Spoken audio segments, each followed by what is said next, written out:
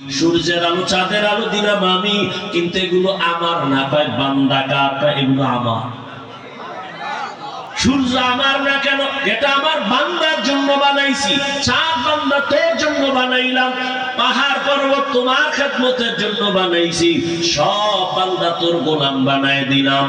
একটা গরু যদি মেজাজ গরম করে, এক ফোঁটা দুধও কোনোদিন বাসায় নিতে পারবে না কোনো বান্দা।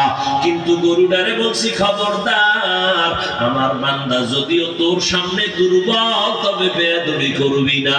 দুর্বল হলে কি হবে? সম্মান আমার কাছে তোর থেকে বেশি।